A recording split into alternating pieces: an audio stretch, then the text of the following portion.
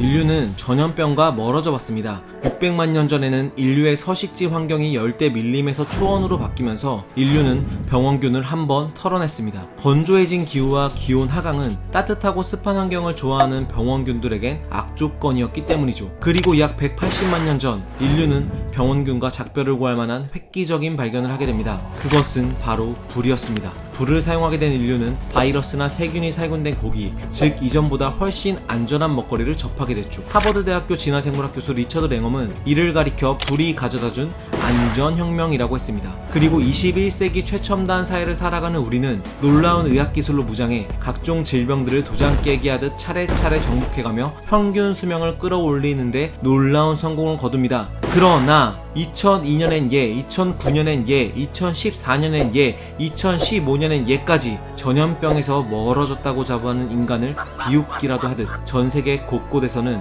여전히 신종 전염병들이 창궐하고 있습니다. 그리고 충격적인 건 신종 전염병의 창궐이 바로 인간 스스로가 자초한 일이라는 사실입니다. 인간이 신종 전염병을 깨웠다니 얼토당토 않다고 생각하시나요? 만약 그렇다면 이 영상을 끝까지 봐주세요. 먼저 인류는 가축을 키우면서 스스로 전염병의 새로운 감염 경로를 뚫었습니다. 인류는 수백만 년 동안 야생으로 되돌아갈 일이 없었기 때문에 야생에 있는 병원균들과 만날 일이 없었습니다. 하지만 가축 사육은 이 상황을 180도 바꿔놓았죠. 가축이 전염병을 품은 야생동물과 인간 사이에 오작교가 되어준 겁니다. 가축은 초원에 방목되거나 집 밖 농장에서 길러지다 보니 박쥐나 야생 철새가 남기고 간 분비물과 접촉할 가능성이 높았고 이 분비물에 든 병원균에 감염되기도 쉬웠습니다. 그 결과 가축들과 자주 접촉하는 인간들에게도 자연스레 야생동물의 병원균이 옮겨오게 된 거죠. 실제로 우리를 위협한 대부분의 전염병이 야생동물, 가축, 사람의 단계를 거쳤습니다. 우리나라에 상륙한 메르스는 박쥐가 중동에서 가축으로 기르는 낙타를 감염시키면서 인간에게 퍼졌고, 신종 인플루엔자 또한 야생 철새가 가축인 닭과 오리를 감염시키고 또 닭에서 돼지를 거쳐 사람에까지 이르렀죠. 뇌 손상을 일으키는 니파 바이러스는 큰박쥐가 돼지 사육장 근처에 있는 망고를 먹으러 왔다가 바이러스를 돼지에게 옮기고 이게 다시 사람에게 전염된 사례입니다. 사실 인간과 유전적으로 가까운 영장류를 제외하면 사람이 야생동물들로부터 직접 병원균에 감염될 가능성은 굉장히 낮습니다. 그 이유는 종간 장벽 때문인데요. 병원균 입장에서는 원래 숙주인 박쥐에서 사람으로 바로 옮겨가기에는 이 두 종의 유전적 차이가 너무 커서 감염되기가 어렵습니다. 하지만 가축을 거치면 병원균의 이동이 좀 더 쉬워집니다. 야생의 새나 박쥐는 유전적으로 인간보다는 닭이나 돼지와 가깝기 때문에 병원균이 좀 더 쉽게 옮겨갈 수 있죠. 그리고 인간과 접촉 기회가 많은 가축에서 병원균이 돌연변이를 일으켜 가축과 인간의 종간 장벽을 뛰어넘을 가능성이 높아집니다. 그리고 인간의 농경 정착 생활과 대규모 집단 생활은 병원균을 더욱 강력하게 만들었습니다. UC 리버사이드 대학교 고인류학자인 이상희 박사는 수십만 년 전 수렵 채집 시절보다 현재가 병원균의 독성이 더 강하게 진화됐다고 주장했습니다. 사냥 채집 시절에는 숙주인 사람들의 숫자가 적으니 병원균 스스로 독성이 약하게 진화돼 숙주와 함께 오래오래 사는 방식을 택했습니다. 강한 독성을 품었다가는 숙주가 모조리 죽어버려 병원균에 좋을 게 하나도 없었기 때문이죠. 하지만 농경이 시작된 이후 인류의 집단은 대규모로 늘어났고 병원균 입장에서는 옮겨갈 숙주가 많아서 굳이 약한 독성을 가질 필요가 없게 된 겁니다.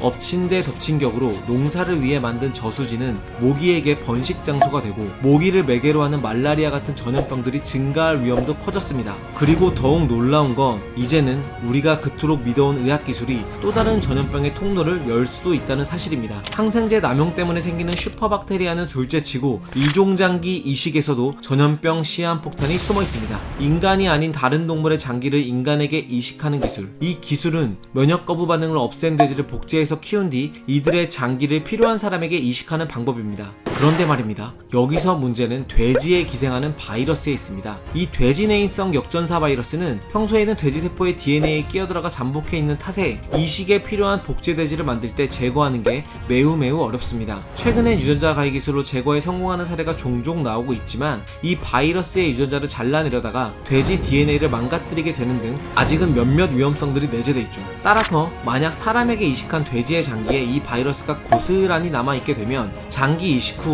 이 바이러스는 인체 내에서 활동할 수 있게 됩니다. 숨어있던 돼지 내인성 역전사 바이러스는 세포 내 여러 재료들을 활용해 활동 가능한 형태로 조립되고 이렇게 조립된 바이러스는 언제든 인체를 공격할 수 있는 것이죠. 현재 FDA에서는 이 바이러스가 사람에게도 감염을 일으킬 가능성이 높다고 밝힌 만큼 분명 어떤 식으로든 잠재적 위험이 있는 셈입니다.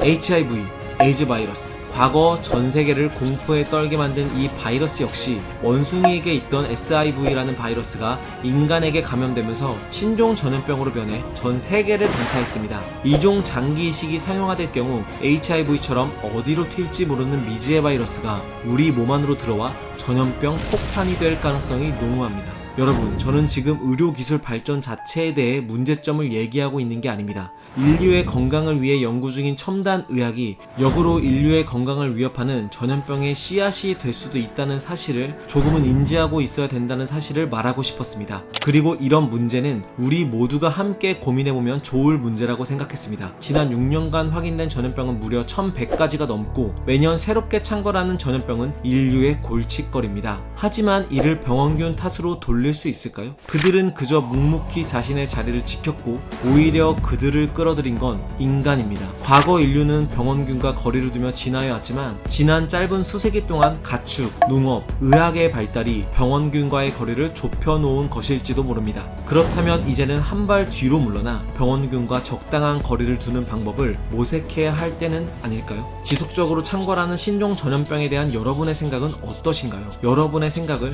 댓글로 남겨주세요. 이 영상이 유익하고 재밌었다면 좋아요와 구독 그리고 알림 설정까지 부탁드립니다. 감사합니다.